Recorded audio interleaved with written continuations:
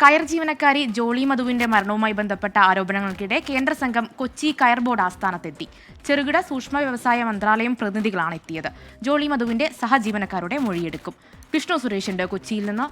വിഷ്ണു, എന്തൊക്കെയാണ് വിവരങ്ങൾ? ഇതിൽ കേന്ദ്ര സംഘം എത്തുന്നതിൽ ഇപ്പോഴും കുടുംബം ആരോപിക്കുന്നത് ഒരു തൊഴിലിടത്തിലെ മാനസിക പീഡനമാണ് ഇത്തരത്തിൽ മരണത്തിലേക്ക് നയിച്ചത് എന്നുള്ളത് തന്നെയാണ്. ഇതിൽ ഈ സഹജീവനക്കാരുടെ മൊഴിയൊക്കെ എത്തരത്തിലാണ്? കൂടുതൽ വിവരങ്ങൾ.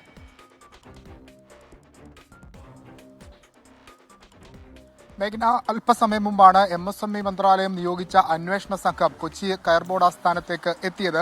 പ്രധാനമായും അവർ ജോളി മധുവിന്റെ സഹപ്രവർത്തകരോട് മൊഴിയെടുക്കുകയാണ് ചെയ്യുക. അതായത് അവർ നേരിട്ട ബുദ്ധിമുട്ടുമായി ബന്ധപ്പെട്ട് നിങ്ങൾക്ക് എന്തെങ്കിലും അറിയാമോ എന്നുള്ളതായിരിക്കും അവരുടെ ചോദ്യം. പക്ഷേ ഈ അന്വേഷണവുമായി ബന്ധപ്പെട്ട് ഉയരുന്ന പ്രധാനപ്പെട്ട ആക്ഷേപം, നേരത്തെ തന്നെ ജോളി മധു ഈ രോഗശയ്യയിലാകുന്നതിന് മുൻപ് ഈ കയർ ബോർഡുമായി ബന്ധപ്പെട്ട് അവരുടെ മേലുദ്യോഗസ്ഥരുമായി ബന്ധപ്പെട്ടൊക്കെ നിരവധി പരാതികൾ പ്രധാനമന്ത്രിയുടെ ഓഫീസിലേക്കും MSME മന്ത്രാലയത്തിലേക്കും ഒക്കെ അയച്ചിരുന്നു. പക്ഷേ ആ ഘട്ടത്തിലൊന്നും ഒരു തരത്തിലൊരു അന്വേഷണത്തിനും MSME തയ്യാറായിരുന്നില്ല. ഏറ്റവും ഒടുവിൽ അവർ മരിച്ച് പ്രതിഷേധമൊക്കെ ശക്തമായ ഒരു ഘട്ടത്തിലാണ് MSME ഇങ്ങനൊരു അന്വേഷണം പ്രഖ്യാപിച്ചത്. ആ അന്വേഷണത്തിന്റെ സത്യസന്ധതയെ വലിയ രീതിയിൽ പൊതുസമൂഹവും ജോളി മധുവിന്റെ കുടുംബവും ഒന്നാകെ ചോദ്യം ചെയ്യുന്നുണ്ട്. എന്തായാലും അന്വേഷണം പുരോഗമിക്കുകയാണ്. 15 ദിവസത്തിനുള്ളിൽ അന്വേഷണ സംഘം റിപ്പോർട്ട് സമർപ്പിക്കും. ഒപ്പം മറ്റൊരു പ്രധാനപ്പെട്ട കാര്യമുള്ളത്, കഴിഞ്ഞ ദിവസങ്ങളിൽ ഈ കൂടുതൽ പേർ കയർ ബോർഡിലെ തന്നെ മറ്റ് ജീവനക്കാർ ഈ ആളുകൾക്കെതിരെ, മേലുദ്യോഗസ്ഥർക്കെതിരെ പരാതിയുമായി രംഗത്ത് വന്നിരുന്നു.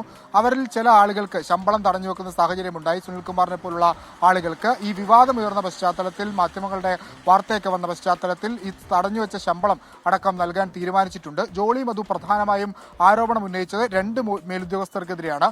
ഒന്ന് ജിതേന്ദ്ര ശുക്ല, മുൻ സെക്രട്ടറിയാണ്. മറ്റൊന്ന് ഇവിടുത്തെ ചെയർമാനായിട്ടുള്ള ഒരാൾ കൂടിയാണ്. 2 പേർക്കെതിരെയാണ് ഈ ആരോപണം ഉന്നയിച്ചത്. അവർ 2 പേരെ കേന്ദ്രീകരിച്ച അന്വേഷണം ഉണ്ടാകുമോ എന്നുള്ളതാണ് പൊതുസമൂഹവും അതോടൊപ്പം ജോളിയുടെ കുടുംബവും ചോദിക്കുന്നത്. കാരണം ഇവർക്ക് ഈ മേലുദ്യോഗസ്ഥ തലത്തിലൊക്കെ വലിയ പിടിപാടുള്ളതാണ്. അവർക്ക് അത്തരത്തിലുള്ള സ്വാധീനം കൊണ്ട് തന്നെയാണ് ഈ അന്വേഷണം ആദ്യഘട്ടത്തിൽ നടക്കാതെ ഇത്രയും വൈകാനുള്ള ഒരു പ്രധാനപ്പെട്ട കാരണവും. അതുകൊണ്ട് ഈ കുടുംബത്തിന് ഈ അന്വേഷണത്തിലൊന്നും കാര്യമായ ഒരു പ്രതീക്ഷയില്ല.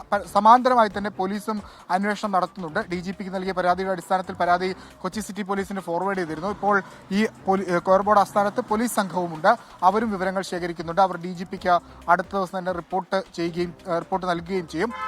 അഴിമതിക്കെതിരെ നിലപാടെടുത്തതിന്റെ പേരിലാണ് ജോളി മധു ഇത്തരത്തിൽ വേട്ടയാടപ്പെട്ടതെന്നുള്ളത് ഒരു ദൗർഭാഗ്യകരമായ കാര്യമാണ്.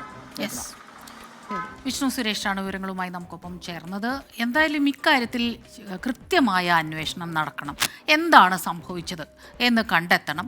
അഴിമതിക്കെതിരെ പ്രതികരിച്ചതിന്, ആ രീതിയിൽ നിന്നതിന്, തൊഴിലിടത്തിൽ ഒരു പീഡനം ഉണ്ടായിട്ടുണ്ടെങ്കിൽ തീർച്ചയായിട്ടും അതിൽ കർശന നടപടികളും ഉണ്ടാകട്ടെ. അത്തരത്തിലുള്ള ഒരുപാട് വാർത്തകൾ, അതല്ലേ, ജോലി സ്ഥലത്തെ തൊഴിൽ പീഡനവുമായി ബന്ധപ്പെട്ട് ഒരുപാട് വാർത്തകൾ വന്നതാണ്. ഇനി അങ്ങനെ ആവർത്തിക്കരുതെന്ന് പറയുമ്പോഴും ഇതൊക്കെ അന്വേഷണം നടന്ന് കർശനമായ നടപടികൾ ഉണ്ടായാൽ മാത്രം, അതായത് ശിക്ഷാ നടപടി ഉണ്ടായാൽ മാത്രമേ, അതിപ്പോൾ ഏത് വിഷയത്തിലാണെങ്കിലും കുറച്ചൊരു ഭയം നല്ലതാണ്. നമ്മളിപ്പോൾ വിദേശ രാജ്യങ്ങളൊക്കെ നോക്കിക്കഴിഞ്ഞാൽ കാണാം, പല കാര്യങ്ങളും നിയമം തെറ്റാതെ ആളുകൾ നടക്കുന്നുണ്ടെങ്കിൽ അത് ശിക്ഷയെ ഭയന്നാണ്. കാരണം നോക്കൂ, നമ്മുടെ ജീവിതത്തിൽ ഒരുപാട് സമയം ചെലവഴിക്കുന്നത് ഓഫീസുകളിലാണ്.